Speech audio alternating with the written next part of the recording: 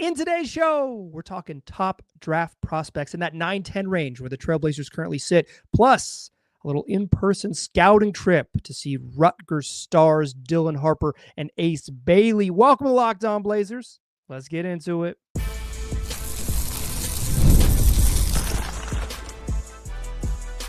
You are Locked On Trailblazers, your daily Portland Trailblazers podcast, part of the Locked On Podcast Network. Your team every day.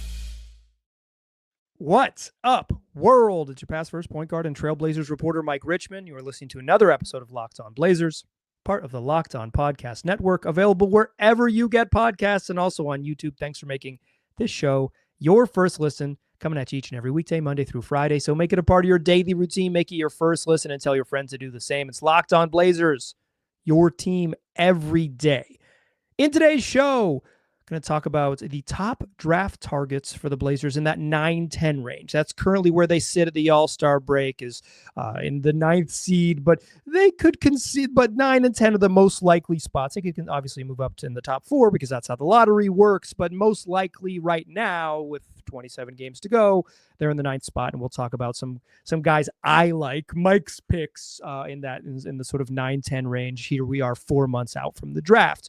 And then later in the show, my friend Andrew is going to join the program, and we are going to talk about an in-person scouting trip we took to Eugene. We went down to beautiful Matthew Knight Arena in Eugene, Oregon, and we watched the Oregon Ducks handle the Rutgers Scarlet Knights. Rutgers, of course, with 2 top 5 draft picks in Dylan Harper and Ace Bailey. And Thien and I will give you our in-person scouting early impressions of a, quite frankly, underwhelming basketball game, and kind of talk about those two, what we saw from those two, likely top 3 picks in the draft and their fit and how the Blazers could conceivably handle both of them, and some impressions from being in the building with 2 future NBA guys and getting a close look at them.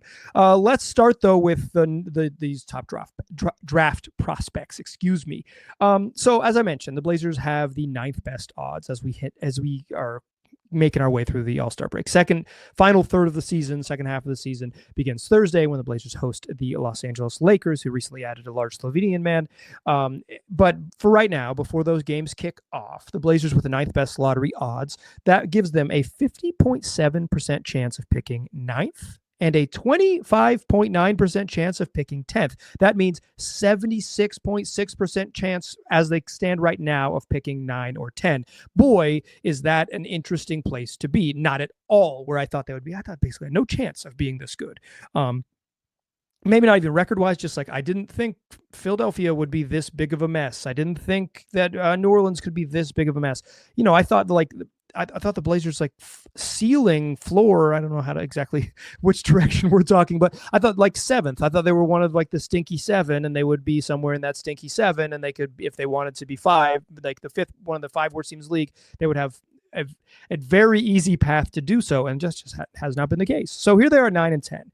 I will say, when I'm thinking about players to draft in the sort of 9-10 range, I'm thinking about a future of the Blazers that includes Scoot Henderson as the starting point guard and Donovan Clingan as the starting center. And why I say that is because you need shooting around those two gentlemen. It is hard to run a functional Scoot DC team going forward without more shooters around them. Scoot Henderson, to be clear, has improved a bunch as a shooter this season, and I would say in the last little stretch of basketball has even been a confident and competent shooter.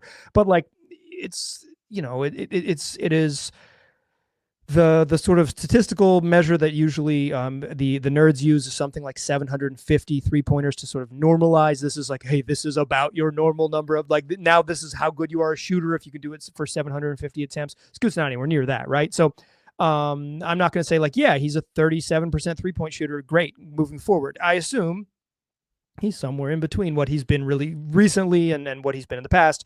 But I do think he's probably going to be a better shooter than he was in year 1. I'm fairly confident that he ends up somewhere around league average as a shooter. I think the jump shot is okay. But still, even if he's a slightly below average shooter, you need shooters around him. And you certainly need shooters around DC, and you need shooters around any pick and roll tandem to make it work.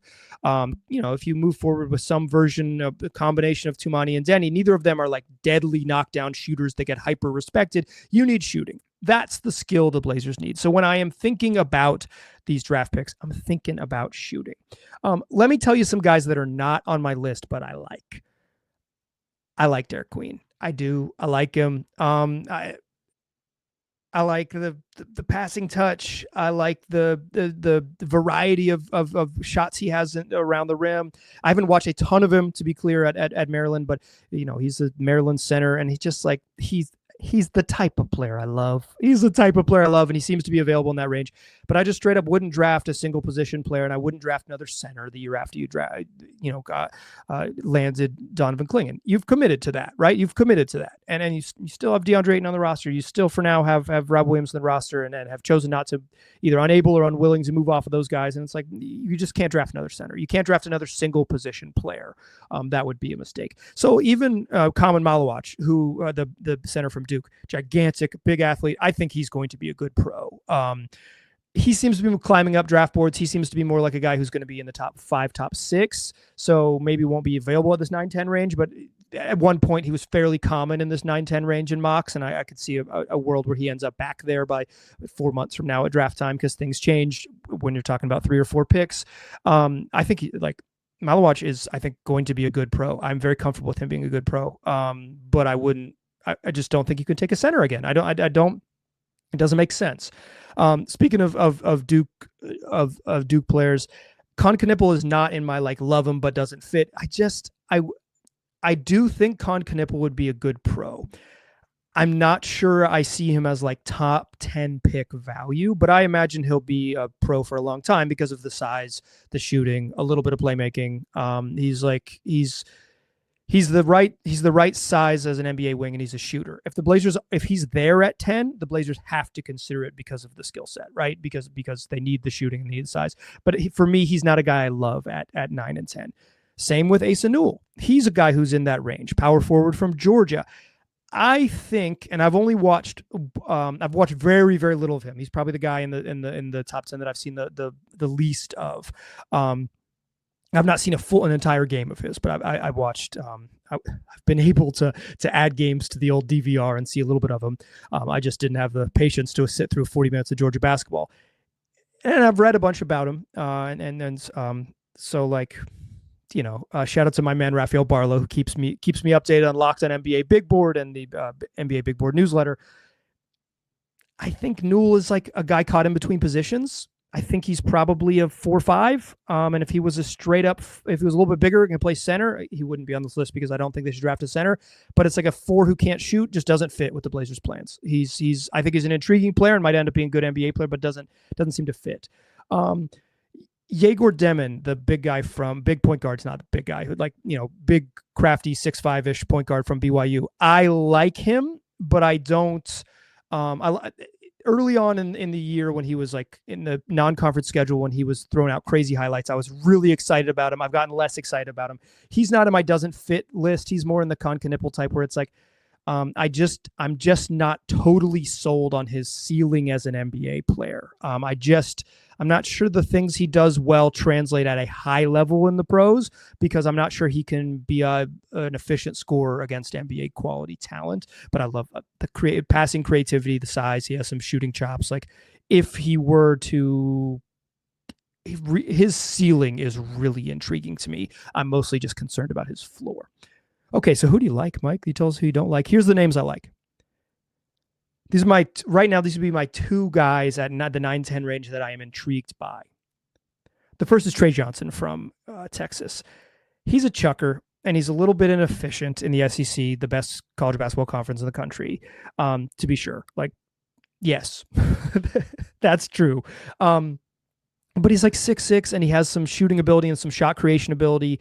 I think he's the type of player that if he were to check the boxes is really helpful for the Blazers. That kind of go get it scoring on 3 levels with enough ability to just throw him the ball and try to get a score on his own, be an off-ball guy a little bit because of the shooting, enough gravity as a scorer to be an okay playmaker, although that's not his high-level skill set. But the bucket getting really intrigues me. And at 9 and 10, at 6, I don't think I would love Trey Johnson. At 9 and 10, sign me up.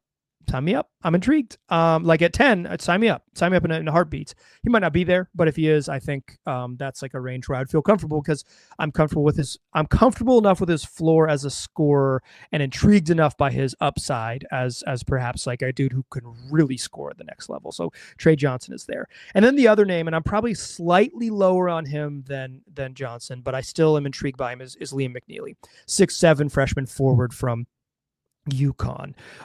Shout out to the homie Seth Allen who put me on to Liam McNeely game 2 of the NBA season and said this is the player the Blazers are going to draft, book it.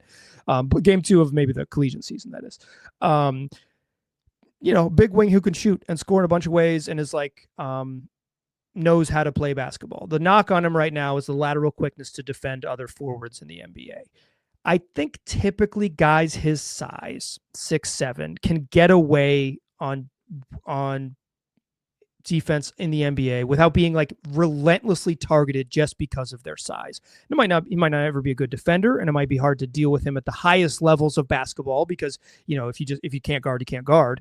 And that might put a limit on his total upside. But like, I think it's so much easier for guys his size to fake it and not get picked on. So while I admit that that's like maybe, the ultimate 3-and-D wing, if he's not a guy who really defends at a high level and maybe struggles a little bit on that end, it changes what you think about him. But at 10, Liam McNeely is intriguing because he's like a multi-skilled dude who can really shoot it and has NBA size on the wing. The last guy that I'm going to name here, I will admit, Rafael Barlow is really high on him, and I'm a big believer in Rafael Barlow's scouting, friend of the program.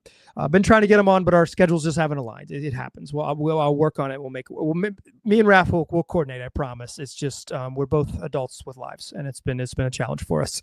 We've just swung and missed a lot recently, but Raf is really high on Noah Senge. He plays for Ratio Farm Ulm, the German team that came over here in the preseason. He has another teammate, Ben Saraf, the Israeli point guard, and both of them are likely going to be first round picks, if not lottery picks.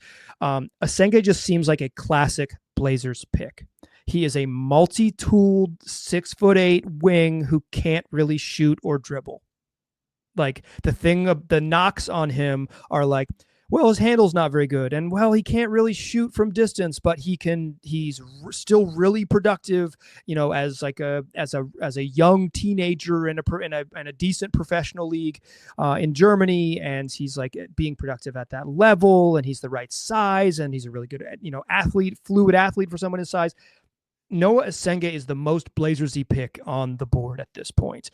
I maybe don't love him here, but for me, that is like such a classic one. So the guys I like: Trey Johnson, Liam McNeely, Noah Senge, I think is a name to know. Asa Newell, Yegor Demon, Derek Queen. I like him, but it's not going to happen. Common Malawak probably not available, and Kon Knipple, the two Duke kids to round it out. Those are the names to know at 9 and 10. We will keep you updated 4 months out as we continue to dial in who we're going to get to know. Okay, second segment, actually, to close the show.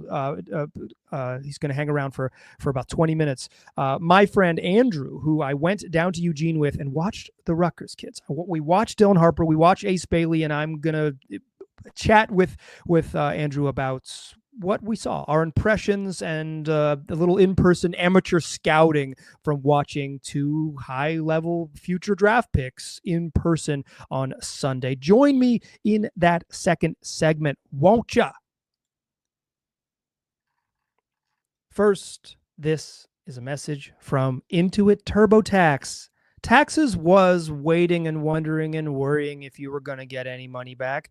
Then waiting, wondering, and worrying some more. Now Taxes is matching with a TurboTax expert who can do your taxes as soon as today. An expert who gives your taxes their undivided attention as they work on your return, while you get real-time updates on their progress so you can focus on your day. An expert who will find you every deduction possible, file every form, every investment, everything with 100% accuracy. All so you can get the most money back, guaranteed. No waiting, no wondering, no worries. Now this is taxes. Get an expert now on TurboTax.com. Only available with TurboTax Live full service. Real-time updates only in the iOS mobile app. See guaranteed details at TurboTax.com/guarantees. All right, joining me now, friend of the program, fellow journalist and hoop head, a lefty who's money from the mid-range. You got to crowd his base on his jumpers, and you really do not want him to spin over his right shoulder on the baseline. My friend and fellow amateur scout, Andrew Thien. How you doing, Andrew? Mike, I'm doing great. Thank you for that intro. That is too kind. But why are you telling people how to D me up? You got to crowd his base. He's got a good mid-range jumper, and he's too tall. You're not going to block it. He's like 6'4". You got to crowd those feet. Do not let him get his balance set. I'm like 5'7", so I got to learn the tricks of the trade. Andrew, we were brave enough to go watch a college basketball game, what we thought was going to be a really awesome college basketball game featuring two surefire top 5 picks. And what we saw was the Oregon Ducks easily win. What we watched is the Oregon Ducks, your alma mater, cruise to a 75-57, 18-point victory. It was not competitive in the final 10 minutes of the game. But we did get an up-close and personal look at two very likely, seemingly consensus top 3 picks in point guard Dylan Harper and forward Ace Bailey. I want to get your reactions on both of these guys. We'll talk a bunch about them here to close the show. But let's start with Ace because I think the moment we walked in the gym, about a half hour before the game started, you immediately noticed something on our amateur scouting trip down in Eugene. What were your immediate impressions of Ace Bailey? Yeah, I guess I didn't realize, Mike, that I was a warm-up guy. Like I'm that guy who cares about how players warm up. Like I'm watching Steph and his famous warm-up routine. But we get there, we sit down in beautiful Matthew Knight Arena, and we notice that Ace Bailey is just throwing alley-oops to himself repeatedly, very slowly, just kind of throwing the ball off the ground and kind of nonchalantly sort of finishing alley-oops. I think weird. He missed the first 2 we watched. Like, I think he missed the first 2 oops to himself he watched, and it was like, what's going on here? Yeah, it was strange because, I hadn't been to a college game since last year. I don't go to a lot of college basketball games. I'm lucky to make it for warm-ups in general. I've got 2 small kids. I'm probably not getting there on time, just in general, if I'm going to a basketball game. And so I was a little surprised by the, degree to which he appeared to be taking this not very seriously. Yeah, the nonchalance was notable. It was notable. We were sitting up there, and to be clear, like Andrew and I did not have media passes. We were sitting in the stands, Correct. Like just living our life like citizens. And you were like, hey, that's Ace, right? What's he doing? And it's like, I don't know. And so immediately that was our first impression. This is we were probably there about a half hour before tip off. We weren't there for early shoot around or anything like that. Right. And then the game started. And so Thien is a big, as I mentioned, a former colleague and longtime journalist, but you're also just a big basketball fan, big Blazers fan. Like you are, you watch a ton of NBA hoops. So you were aware that Ace Bailey was supposed to be a top 5 pick. That's why me and you decided to go, right? This wasn't on a whim. It was we both had an anticipation to be yeah, this dude averages 18 and 8 and he's 6'10" and can apparently shoot. We had high expectations. So that first impression was more uh-oh. What were when the game started and they actually started playing, what were your Ace Bailey impressions? Oh boy. He's clearly I guess the descriptor would be lithe or something. He's a tall, lanky guy.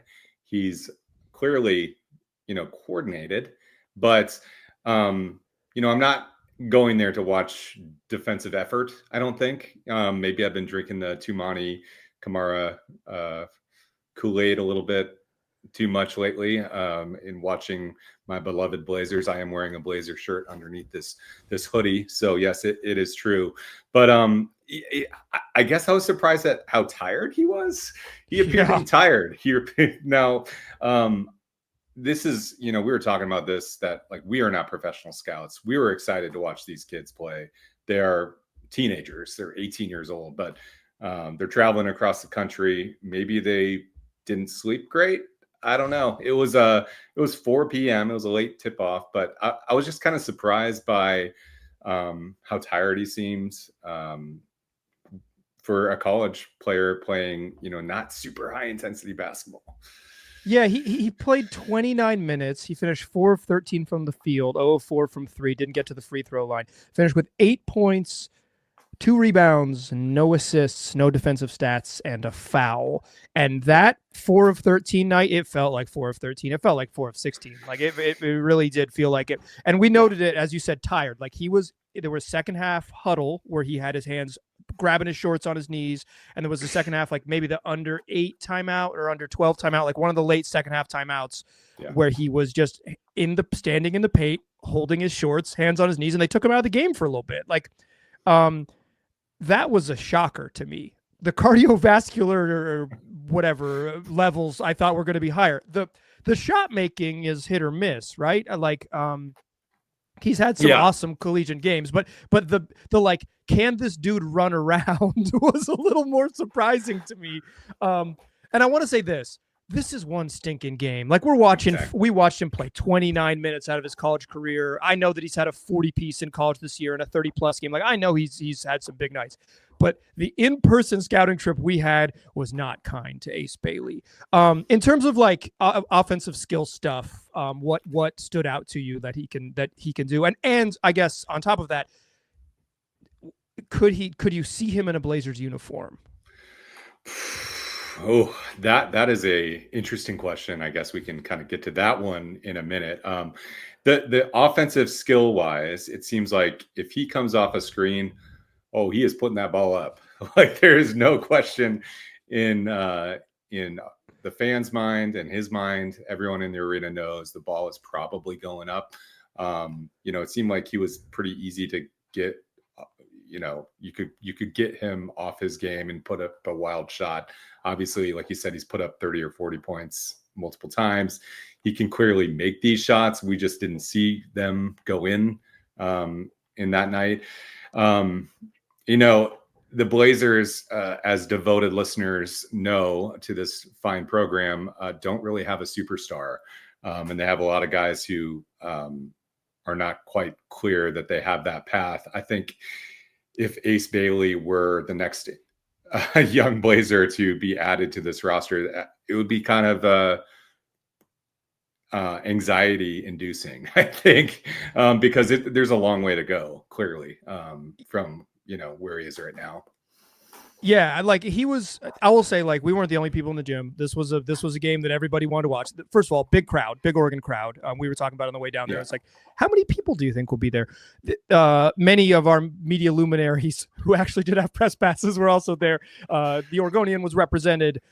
Bill Orm was there. Danny Morang of 1080 The Fan. John Hollander of The Athletic. The Philadelphia 76ers personnel consultant Neil Olshey was in the building. Anyone who could drive down from Portland to check these out wanted to see Ace Bailey because what you said, like, I think the like fully actualized version of him as like a 6'9" dude who can get his own shot. And like at his size, like he's got a handle to get loose. He can go create his own shot. Now he only created in the game we watched, like very challenging jumpers, almost exclusively very challenging jump shots. And I think that is a knock on him, is that he takes a lot of hard shots. But like, if he were to, if he were hyper efficient and he were like, young Kevin Durant, which he's kind of built like, obviously that's a big thing. Like, then yeah, it would be really easy to get excited about him. But I would say I left the gym feeling like if that dude is the 3rd pick in the NBA draft, you probably don't want the 3rd pick in the NBA draft. So that was, what was your reaction? You said a little bit of trepidation. Is that where you landed? I think you said it pretty perfectly there, Mike, that would be one that you're swinging. And maybe, that's what the Blazers need to do. But at the same time, it would be a little nerve wracking. And you're trying to see, like, what do the Blazers need? I mean, they need that superstar, obviously, right, but they also need someone who can stand and shoot and make a jumper. I think he could do that. It's just a matter of, is he going to be the right guy? Is he going to be there? I don't know.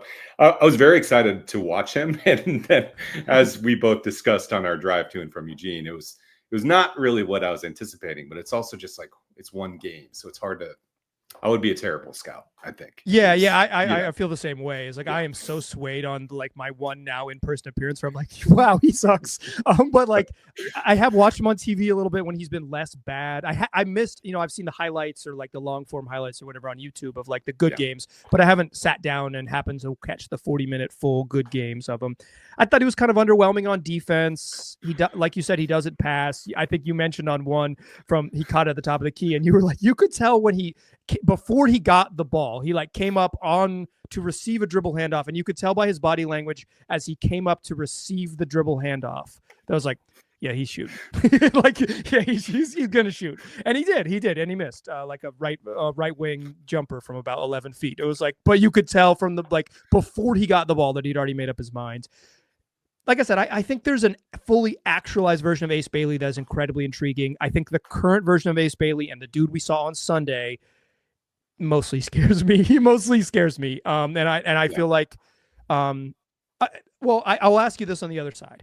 Here's a little teaser for you for the third segment.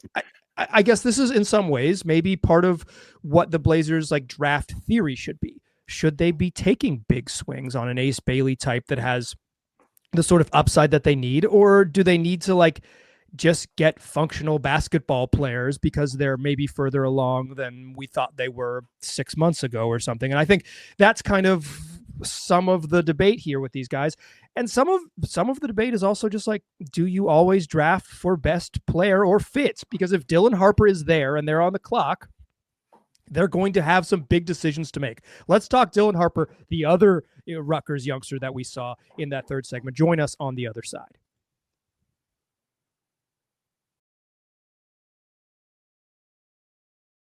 First, though, I want to tell you that today's show is brought to you by Hungry Root. When it comes to grocery shopping and meal planning, you can have an ongoing problem in your life. If you're a little bit like me, you just might run out of time. Between work, life, and trying to eat healthier, it can get stressful, and going to the grocery store can add to that stress. Plus, you might just straight up run out of time to cook if you're spending all your time shopping. And on top of all that, sticking to your health goals, that can be a struggle too. But everything could change if you try Hungry Roots. It can be a game changer. It's the easiest way to eat healthy without all the stress. Hungry Roots is like having a personal shopper and nutritionist all in one. They take care of your grocery shopping, recommending meals and groceries based on your tastes and your health goals. So whether you're looking for anti-inflammatory, high protein, or gluten-free options, they can recommend all of those. And the best part is every meal is ready in 15 minutes or less. They're quick, they're healthy, and they taste great, and they'll be delivered straight to your door. It's a huge time saver, and it makes healthy eating so much simpler. You're going to love Healthy Root. And for a limited time, you get 40% off your first box and a free item in every box for life. Just go to hungryroot.com/LockedOnNBA and use the code LockedOnNBA. That's hungryroot.com/LockedOnNBA, code LockedOnNBA to get 40% off your first box and a free item of your choice for life. hungryroot.com/LockedOnNBA, code LockedOnNBA. Don't miss out. Still a pass first point guard. Still Mike Richmond. Still chatting here with my friend, stretch 4, Andrew Thien. He probably has to play a lot of 5 in our pickups, but he's a natural 4. No disagreement there. I think that's okay. That's what I thought you weren't. You're a true Kevin Garnett. You're like, I'm not a center. Don't make me play there. You go get me a Rasho Nesterovic. Okay, Dylan Harper was certainly better than Ace Bailey when we watched him on Sunday. The point guard from Rutgers, the son of Ron Harper. He finished with 13 points on 5 of 14 shooting, including 2 of 8 from 3, 3 boards, 1 assist, and a steal to go with 2 turnovers in his 31 minutes. What were your early Dylan Harper impressions? And then we'll talk fit, best player available, and sort of draft theory to close the show. Yeah, I think like the first play of the game that Dylan Harper had was a pass that he makes at the next level, and the person catches the ball and probably shoots the ball, maybe makes a bucket, but it was a turnover. Like the guy just didn't get his hands up or wasn't. I don't know. I don't have the tape in front of me, but it was kind of like one of those moments of like, oh, okay. But you could see that he was, had good instincts. We had. With Harper is clearly he's very large. We were talking about Jackson Shelstad on the way down, and just what a intriguing, in terms of like having a college point guard who can shoot and score and do a number of things. Who knows if he's going to be good at the next level, but he's fun to watch. And Harper makes him look tiny. He's just a very strong kid. And he had a couple of plays in a row that you highlighted, I think, in that first, 7 or 8 minutes of the game where he had a deep three, and then he had a kind of a sweet move off the dribble, spin, one-handed floater that the guy next to us said, "Oh my God," like a diehard Duck fan. So, I mean, he clearly has like a natural ability in playmaking. It's kind of hard to see that in the college game sometimes, and especially this Rutgers team, which is hell bent on running a lot of offensive sets. So, this is the only time I've watched him play, just to be honest. I've never even seen any of his games. As you know, I have watched a lot of Cooper Flagg play basketball, so I'm quite familiar with his game. But Harper, I was not as familiar, and I left kind of thinking, a little bit safer bet than Bailey, but I don't know if he's a guy that the Blazers need so much, which a couple months ago before Scoot took off, I think I would have felt differently, even with no information, just fan brain setting in, right? But I don't know. He's an intriguing guy, and he's obviously very strong. Yeah, he's listed at 6'6". I'm not sure he's 6'6", but he's he might be a big 6'4". But he's big. Like he's got broad shoulders. You mentioned, and I think it was like his jumper looks so easy. Like it is such an easy looking jump shot. Not a lot of, he doesn't jump super high. It's just like a smooth lefty shot, and he feels like he can get it off whenever he wants. He didn't shoot great in the game we saw. Like he just didn't shoot. He missed some makeable ones, I think. You mentioned that first turnover. It was like a hit ahead. He was like on the right. He was just past half court, like on the right side, and he threw a hit ahead to like a guy it would have been a layup, but the dude like kind of didn't clock it in the air, and it was just he didn't catch it. What I believe Amin Al-Hassan said that the Suns front office used to call Lawndales, which is when Steph Curry would swing it to the corner to one of his teammates at Davidson and said, well, if that's an NBA dude, he's like, he would have made it. So they said like, oh, what'd Steph do last night? Like he had 30 points, 6 assists, and 4 Lawndales, which is just like when you pass it to a college kid who's just not going to be good enough. And I think that was a Lawndale for sure. Like that was a moment where it was like, yeah, that guy's not. He's not. He wasn't there. I thought Harper's feel was pretty good getting to the paint. In general, I thought they kept him out of the lane a lot. Like I thought, and maybe that's just like Dana Altman poisoned us. It's like we just didn't get to see. He's like his team's too well organized, and we didn't get to see Rutgers just like break them down and get into the paint. So I think in some ways I blame Oregon for that. Is maybe too well coached for our needs. I also thought, and I wonder, I thought we would see more Bailey and Harper playing off one another. Like they just didn't they didn't run any 2-man action at all, maybe the entire game. I don't recall it. Yeah, they kind of existed in the same universe, but kind of orbiting each other. If that's the right, I don't know. I'm not an astronomer, astrologist, scientist. No, it was strange. They were out there, and they really they didn't interact much. They I don't know if that's common. I left just kind of mystified by the existence of these two guys in this college world. Usually when you have two top, prospects like this, they're a little bit more competitive. But maybe I don't know the game that well maybe there's recent history that it's not the case when you have two young guys like this. But it was strange. Yeah, I think mystified is a great way to put it. It's like, if these are 2 of the 3 best players in the draft, why aren't they sort of okay? Like, why aren't they because they look kind of bad. I thought, like there was a stretch in the second half where they played like 3.5 minutes without Bailey or Harper on the court, and the game just like got away from them. That was bizarre. I thought they ran a ton of just elaborate offense, which maybe I would feel differently if they did the exact opposite, but I kind of feel like they should have maybe done the go cook offense when you have an NBA guard on the team. He's like, hey, just go cook. maybe just go down there and make it happen. But they run so much structured offense that I didn't think was very fruitful. And then they had really weird sub patterns. The whole Rutgers experience, as you put it, mystifying. It was truly a truly puzzling experience on Sunday, albeit a fun trip for the two of us, but not exactly what we signed up for. No, I mean, I was excited about this back in the fall. I think I first texted you about it. It's like, they're actually coming. They're coming. Like these two top prospects are coming. And you know, I circled it on my proverbial calendar. I don't follow the college game that closely. And so when I had to learn a little bit more about how good this team was, I was like, oh, they're bad. Okay. I was not expecting that. They're a bad team. Which I guess makes sense given Rutgers' historical track record. But this whole Big Ten experience, it's kind of been weird, and I think this is one example of it, honestly. Yeah, like why is Rutgers traveling to play Oregon and Washington this week? In the middle of on a Sunday and Wednesday on the West Coast for the State University of New Jersey. It's all very strange. And the good thing about college basketball is it's only going to get weirder. But I hope it sticks around long enough that Carolina comes to Berkeley and Palo Alto next fall, so I can go to California and watch my beloved Tar Heels, who we'll see how good they are.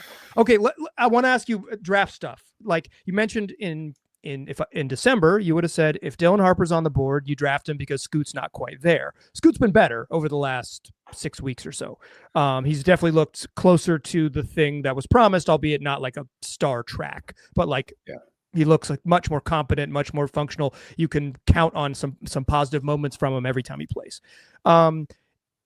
The Blazers get two, right? So they're the second pick in the draft. As I mentioned earlier in the program, that is not a likely outcome, which when me and you got these tickets felt more likely, but since the Blazers have been much more effective and things changed.